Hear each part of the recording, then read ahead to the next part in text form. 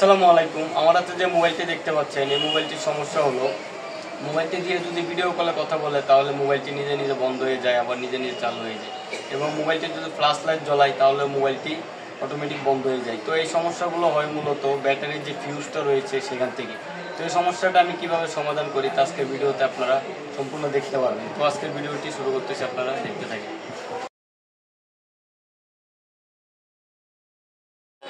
এখন আমি মোবাইলটা খুলে নিব। মোবাইলটা খোলার জন্য প্রথমে আপনারা সিম ডেটা বের করে নেবেন। সিম ডেটা বের করার পর এটা যেহেতু মোবাইলটা ফ্রেম থেকে খুলতে হয়, তো এটা আগে আমি ব্যাকসেল ফ্রেমটা খুলে ফেলবো। ব্যাকসেল আর মিডল ফ্রেমটা একসাথে অ্যাটাচ করা। তো দেখতে পাচ্ছেন মোবাইল খোলার ভিডিওটার স্পিড আমি একটু বাড়িয়ে দিয়েছি, যেন আপনাদেরকে কাজটা খুব তাড়াতাড়ি দেখাতে পারি এবং আপনারা অনেক তাড়াতাড়ি বুঝতে পারেন যে মোবাইল এমন হুটহাট বন্ধ হয়ে গেলে বা ভিডিও কল দিলে বা অডিও কলে বন্ধ হয়ে গেলে বা ফ্ল্যাশ লাইট জ্বলাইলে বন্ধ হয়ে গেলে কীভাবে সমস্যাগুলোর সমাধান করতে হয়। তো দেখতে পাচ্ছেন এখন আমি স্ক্রুগুলো খুলব। আপনারা মোবাইলের স্ক্রু খোলার সময় একটা জিনিস সবসময় লক্ষ্য রাখবেন, নিচের দিকে জোরে কখনো চাপ দিবেন না। স্ক্রুগুলো খোলার সময় সবসময় স্ক্রুড্রাইভারটা উপরের দিকে রেখে খোলার চেষ্টা করবেন। কিছু নতুন টেকনিশিয়ান বাইরে আছে যারা স্ক্রু খোলার সময় অনেক জোরে নিচের দিকে চাপ দেন, সেক্ষেত্রে ডিসপ্লের সমস্যা হয়। মোবাইল খোলার সময় অ্যান্ড্রয়েড মোবাইল সবসময় স্ক্রুগুলো খোলার সময় আস্তে আস্তে খুলবেন। তো দেখতে পাচ্ছেন আমি ফিঙ্গারটা আলাদা করে নিলাম। ব্যাটারিটা এখন ডিসকানেক্ট করে নিব। ব্যাটারিটা ডিসকানেক্ট করার পর এখন আমি থিনার দিয়ে ব্যাটারিটা উঠিয়ে নিব। আপনারা ব্যাটারি উঠানোর সময় থিনার দিয়ে উঠাবেন, টানাটানি করবেন না, তাহলে মোবাইলের বডি বাঁকা হয়ে যাইতে পারে বা ডিসপ্লে ভেঙে যাইতে পারে। দেখতে পাচ্ছেন আমি ব্যাটারিটা থিনার দিয়ে উঠাইতেছি, আপনারাও ঠিক সেভাবে উঠাবেন। আস্তে আস্তে উঠানোর চেষ্টা করবেন, কোনো টানাটানি করবেন না, এমনিতেই দেখবেন যে উঠে যাবে। তো এই মোবাইলটা কাস্টমার নিয়ে আসছে মূলত ভিডিও কল দিলে বন্ধ হয়ে যায়, যে ভাই ভিডিও কল রিসিভ করলে মোবাইলটার সাথে সাথে বন্ধ হয়ে যায়, আর ফ্ল্যাশ লাইট জ্বলালেও সাথে সাথে বন্ধ হয়ে যায়।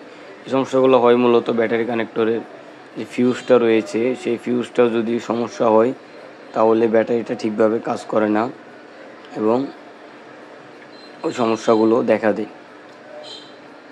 তো দেখতে পাচ্ছেন আপনাদেরকে আমি ফিউজটা দেখাইতেছি। ব্যাটারি পজিটিভের পাশে যে কালো রেজিস্টারটা দেখতে পাচ্ছেন সেটাই মূলত ব্যাটারি ফিউজ বলে। এটা যদি সমস্যা দেয় তাহলে ব্যাটারিটা ঠিকভাবে কাজ করে না, মোবাইল অটো রেস্টার্ট সমস্যা হয়, মোবাইল নিজে নিজে বন্ধ হয়ে যায়, চালু হয়ে যায়। তো এখন এই ব্যাটারি ফিউজটা আমি রিমুভ করব। তো ব্যাটারি ফিউজটা রিমুভ করার জন্য আপনারা সোল্ডারিং যে পেস্টটা রয়েছে, এটাকে আমরা আইসি রিবোলিং পেস্টও বলে থাকি, ওইটা নিয়ে আপনারা ওই রেজিস্টারটার উপর দিবেন। ফিউজটার উপর দেওয়ার পরে আপনারা তাতাল দিয়ে ধরে রাখবেন ঠিকভাবে। তাতাল দিয়ে রানটা গলার পরে আপনারা ধরে রাখবেন, দেখবেন যে সুন্দরভাবেই রেজিস্টারটা উঠে যাবে। দেখতে পাচ্ছেন রেজিস্টারটা অনেক সুন্দরভাবে উঠে গিয়েছে। তো আপনারা উঠানোর সময় লক্ষ্য রাখবেন যেন দুইটা লাইনের ব্যাটারি থেকে লাইন মিসিং না হয়ে যায়। ভালোভাবে গলার পরে আপনারা ফিউজটা ধরে টান দিবেন, দেখবেন অনেক সুন্দরভাবে উঠে আসবে। তো এই ফিউজটাই সমস্যা। এখন আমি ব্যাটারির যে ফিউজটা যে দুই প্রান্তে লাগানো ছিল সেই দুই প্রান্তে আমি জাম্পার ওয়্যার নিয়ে জাম্পার করে দিব। তো একটা জাম্পার ওয়্যার নিয়ে আপনারা জাম্পার ওয়্যারটারে দুই বাস করে নেবেন, মানে দুই পার্ট করে তারপরে আপনারা এটাকে একটু ডবল করে পাকিয়ে নেবেন। দেখতে পাচ্ছেন আমি যেভাবে করতেছি, একটু ডবল করে নেবেন, কেন এটা দিয়ে যেহেতু ব্যাটারির একটা ফিউজের পরিবর্তে আমরা লাইনটা জাম্পার করতে, সেই কারণে যদি ডবল করে দেন জাম্পারটা তাহলে লাইনটা অনেক ঠিকভাবে কাজ করবে এবং অনেক দিন টিকসই হবে। সিঙ্গেলে দিলে কিছুদিন পর দেখবেন যে আপনারা লাইনটা মাঝখান থেকে কেটে যেতে পারে। তো আপনারা এভাবে ডবল করে দিবেন, জ্বালাইগুলো ঠিকভাবে দিবেন। আর যেহেতু এখানে ব্যাটারি পজিটিভটা ফিউজের পাশে দেখবেন যেন ফিউজের সাথে শর্ট না হয়, এর সাথে ব্যাটারি কানেক্টরের পজিটিভের সাথে শর্ট না হয়ে যায়। তো দেখতে পাচ্ছেন আমি এক করে কেটে নিলাম, ঠিকভাবে জাম্পার করে কাটার দিয়ে কেটে নিলাম। দেখতে পাচ্ছেন জাম্পারটা অনেক সুন্দর হয়েছে। ব্যাটারি কানেক্টরের পজিটিভের সাথে লাগে নাই, অনেকটা দূরেই আছে। এখন আমি ব্যাটারিটা ঠিকভাবে কালো উপরের যে প্লাস্টিকের আবরণটা রয়েছে সেটা লাগিয়ে নিলাম এবং একটা বেন্টি স্টেপ লাগিয়ে নিব। যেহেতু আমাদের ব্যাটারিটার কাজটা হয়ে গিয়েছে, তো আমরা একটু ভালোভাবে একটা জোড়া দিয়ে দিব। দেখতে পাচ্ছেন আমি লাগিয়ে নিলাম। আপনারা ঠিক সেভাবেই লাগাবেন। মোবাইলের মধ্যে ব্যাটারিটা সংযোগ করবেন। ব্যাটারিটা মোবাইলের মধ্যে লাগানোর আগে একটু গাম দিয়ে নেবেন, যাতে ব্যাটারিটা ভালোভাবে লেগে থাকে, যাতে নাড়াচড়া না করে। ঠিক এভাবে গাম দিয়ে ব্যাটারিটা লাগাবেন। দেখতে পাচ্ছেন আমি ব্যাটারিটা লাগিয়ে নিলাম। এখন আমি ব্যাটারিটা মাদারবোর্ডের সাথে কানেক্ট করব। কানেক্ট করে মোবাইলটা ফিটিং দিয়ে দিব। যেহেতু আমাদের কাজটা হয়ে গিয়েছে, এখন আমরা মোবাইলটা চালু করলেই বুঝতে পারবো যে সমস্যাটার সমাধান হয়েছে কিনা। আশা করি সমস্যাটার সমাধান হয়ে যাবে। কেন এমন সমস্যা আগে আমি আরও অনেক ঠিক করেছি।